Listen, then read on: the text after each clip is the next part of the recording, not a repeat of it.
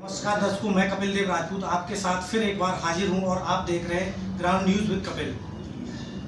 हाकिम जी, आप बसपा छोड़ के आए हैं, आप भाजपा का परिवार का हिस्सा हैं। आप मोहम्मद बासिक का एक शेर है कि मोहब्बत में बुरी नीयत से कुछ सोचा नहीं जाता, कहा जाता है उसको बेवफा, समझा नहीं जाता।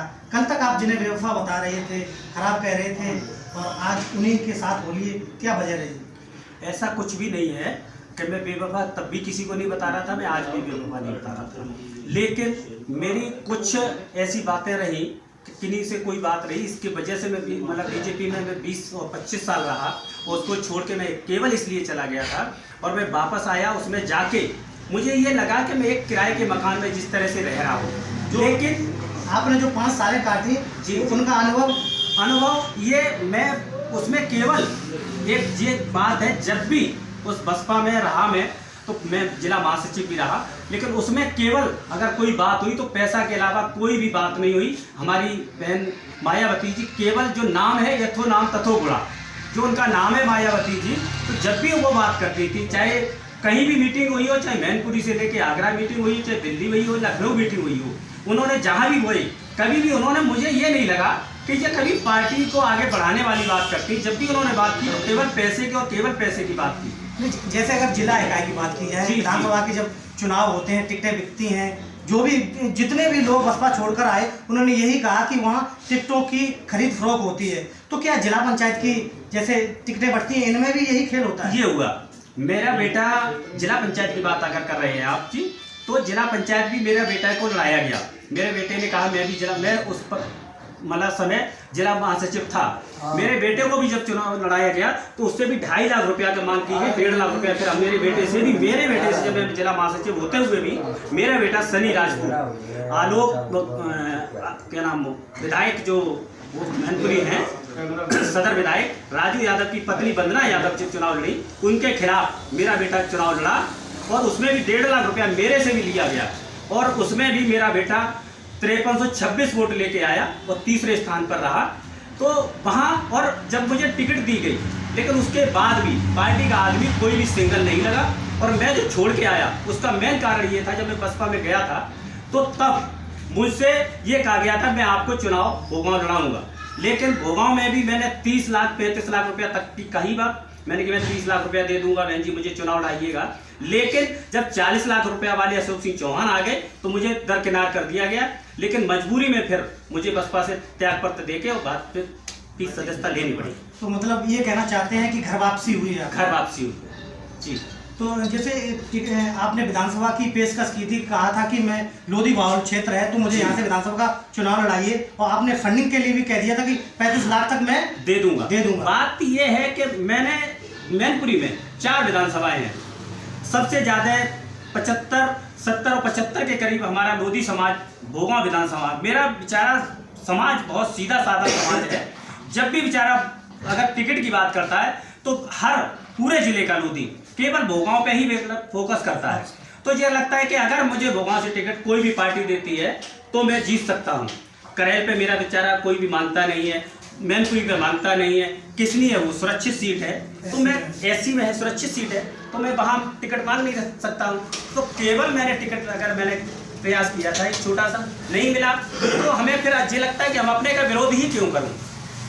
नहीं तो जैसे भारतीय जनता पार्टी कहती है सबका साथ सबका विकास। जी जी। सदर पे, मैनपुरी सदर पे ठाकुर फिक्स कर दिए, ठाकुरों का विकास हो गया।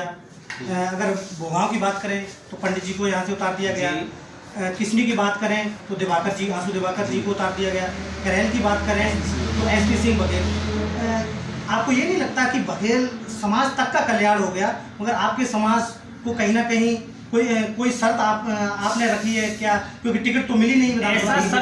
ऐसा कुछ भी शर्त नहीं है। मुझे लगा कि अगर लोधी का कहीं भला है, आज मेरे बाबूजी कल्याण सिंह को सम्मान जो दिया गया है भारतीय जनता पार्टी का, मैं जब तक जिंदा रहूंगा मैं उसका हमेशा ऋणी रहूंगा।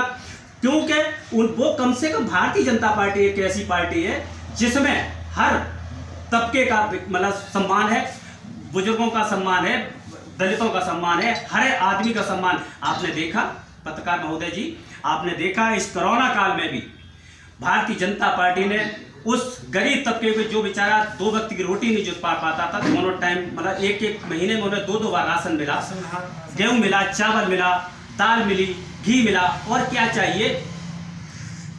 तो जैसे जाते जाते एक सवाल और मैं लूँगा आपसे कि आपकी कोई शर्तें हुई हैं नहीं, भारतीय जनता पार्टी से या निस्वार्थ भाव से? मेरी कोई भी शर्त नहीं, मेरी कोई भी शर्त नहीं। मुझे जहाँ पर हमें लगाया जाएगा चारों विधानसभाओं में, मैं दिल की गहराइयों से सभी का बहुत बहुत स्वागत करता हूँ, वंदन करता हूँ, अभिनंदन करता हूँ। जहाँ भी जो जिम्मेदारी दी जाएगी मैं उसको बखूबी निभाने की कोशिश करूँगा, और जितना प्रयास है मेरा मैं उतनी प्रयास करूँगा। मेरी कोई शर्त नहीं है। तो ये हाकिम सिंह लोधी थे, बसपा पार्टी को छोड़कर आए हैं, जिला महासचिव का पद था इनके पास। इसी बीच धर्मेंद्र राजपूत जी हमारे साथ हैं, जिन्होंने 2 दशक दिए हैं, अपने जीवन के 20 साल दिए हैं समाजवादी पार्टी को। और जब 2022 में विधानसभा के चुनाव है तो पार्टी छोड़कर भारतीय जनता पार्टी की सदस्यता ली है।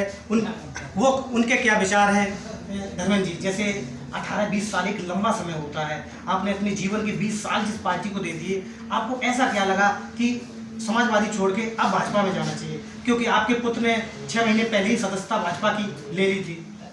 वो ऐसा हुआ कि हम लोग समाजवादी पार्टी से शुरुआत से ही जुड़े हुए हैं। मैनपुरी नगर में रहते हैं तो प्रभाव है, इसलिए जुड़े हुए हैं। नहीं, वो नहीं, मतलब अपना जुड़ाव था, हमारे कुछ विचार मिलते थे और कुछ हमारे जहाँ रहते उस संबंध अच्छे थे, उस तरीके से तो हम लोगों ने वहाँ काम किया, पर वहाँ उसका कुछ रिजल्ट नहीं आया।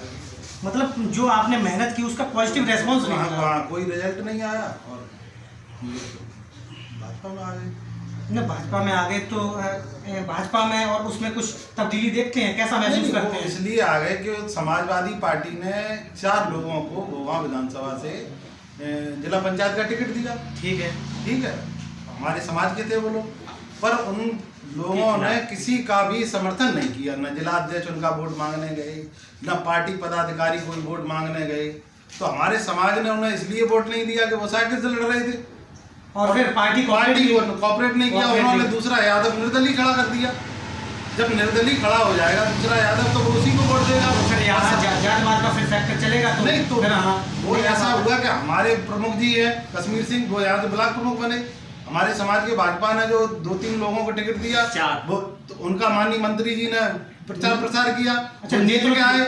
मतलब ओवरऑल आप ये कहना चाहते हैं, जैसे हाकिम जी ने कहा कि पार्टी कोऑपरेट नहीं कर रही थी, फंडिंग भी उन्होंने की, और मतलब पार्टी ने कोऑपरेट नहीं किया, वैसा ही आपके साथ किस्सा हुआ कि पार्टी ने कोई कोऑपरेट नहीं किया, उसके बलदे की एक यादव प्रत्याशी और वहां से उतार दिया। हमारी जात को समाजवादी पार्टी ने कोई कोऑपरेट नहीं किया पूरे जिले में नहीं, जिला पंच उसमें नगर पालिका तक में। अगर कोई लोधी को अगर टिकट देती है समाजवादी पार्टी तो उसके विपक्ष में यादव खड़ा हो जाता है, निर्दलीय। तो मतलब कहना ये चाहते हैं कि इनकी तुलना में भारतीय जनता पार्टी में मौजूदा समय में ये पहली बार देखा गया है 2 दशक से कि 4 जिला पंचायत सदस्य 3 पार्टी से जीत के आए। तो इन्हें भारतीय जनता पार्टी ने कोऑपरेट किया उस तरीके से समाजवादी पार्टी और बसपा ने कोऑपरेट नहीं किया, इसलिए आप छोड़ के आए हैं। संगठन की तरफ से, शीर्ष नेतृत्व की तरफ से उस प्रत्याशी के लिए कुछ भी कदम नहीं उठाए, वोट नहीं मांगे गए। यादवों के गांव ब्यूतिया है, उसमें हमारे जीतू भाई को घुसने तक नहीं दिया गया, जबकि वो समाजवादी पार्टी के चुनाव लड़ रहे टिकट पे। वहां से मनमोहन सिंह को चुनाव लड़ाया गया, पार्टी उनको गोद में बैठाती है। पार्टी उनसे क्यों नहीं पूछती, जब टिकट हमने लोधी को दिया तो तुम निर्दलीय क्यों लड़ रहे हो? धर्मेंद्र जी, जैसे ये कहा जाता है सदर सीट पे 10 साल से राजू यादव का कब्जा है। 2017 की प्रचंड बहुमत में वो अपनी सीट बचाने में कामयाब हुए थे। जब प्रदेश के अंदर 312 सीटें भारतीय जनता पार्टी जीती थी, उसके बाद भी राजू यादव अपनी सीट बचा ले गए और उन्होंने एक मसाल पैदा की। उस पर आपकी क्या प्रतिक्रिया है, क्योंकि आपने वो इलेक्शन कराया था, अब आप अलग हैं? वो ऐसा हुआ कि लोधी समाज ने इनका पूरा समर्थन किया मैनपुरी विधानसभा में, पर इन्होंने लोधी समाज के ही लोगों की जड़ें काटी। हमारे सुदेश भाई को इन्होंने टिकट दिलवाया वहां से, मुरारी से, जिला पंचायत का, और उसको हरवाने का काम किया राजू यादव ने। मतलब ये कहना चाहते राजू यादव ने भी गद्दारी की, लास्ट में गद्दारी, समाज के साथ गद्दारी की। हालांकि वहां से यादव ही जीता, जिला पंचायत सदस्य वहां से निर्दलीय यादव ही जीता, मतलब यादव। हाँ, और टिकट मिली हमारे सुदेश भाई को, उसका कोई समर्थन नहीं किया उन्होंने। तो वहां भी लोधी को हराने का काम किया। लोधी को कहीं बढ़ने ही नहीं देना चाहती समाजवादी पार्टी। तो इस वजह से जो भी लोधी समाज के नेता हैं, कश्मीर जी ने जिस तरीके से एक मुहिम चलाई है, जो भी छूटे भटके लोग हैं लोधी समाज के, वो कहीं ना कहीं मैं देख रहा हूँ 10 दिन से कवर कर रहा हूँ, 10 से ज़्यादा, जैसे गिरीश प्रधान हुए, आप हुए, हाकिम जी हुए, मतलब लोधी समाज भारतीय जनता पार्टी की सदस्यता इसलिए ले रहा है और दलों को आजमा चुका है। नहीं, हमारे प्रमुख जी को प्रमुख बनाया भारतीय जनता समाजवादी पार्टी ने। हमारा यहाँ भूभाव पे वर्चस्व है, तो कभी भी हमारे किसी भी लोगों को कोई सम्मानजनक स्थिति में ही नहीं पहुंचा। भारतीय जनता पार्टी ने हमारे कश्मीर सिंह लोधी को ब्लॉक प्रमुख बनाया, 4 हमारे जिला पंचायत सदस्य, तो हमारा प्रतिनिधित्व हो गया पार्टी में प्रतिनिधित्व हो गया, एक मजबूती से अपनी बात रख सकते हैं, रख सकते हैं। हमारे प्रमुख जी हैं, वो रखेंगे हमारी बात को, वहाँ तो हमारे कोई सुनने ही वाला नहीं। मतलब वहाँ पराया व्यवहार होता है लोधियों के साथ, तो कम से कम यही होता है। लोधियों के साथ, मतलब ओवरऑल लोधियों के साथ पक्षपात। हाँ, हम लोधियों की बात करें, लोधियों के साथ तो कम से कम होता ही है, और किसी के साथ क्या होता है हमें नहीं मालूम। तो ये धर्मेंद्र राजपूत जी थे जो समाजवादी पार्टी को छोड़ के भारतीय जनता पार्टी में शामिल हुए, और हाकिम सिंह लोधी जी थे। दोनों लोगों के मैंने विचार आपको सुनवाए। मेरे सहयोगी अजय राजपूत के साथ कपिल देव राजपूत।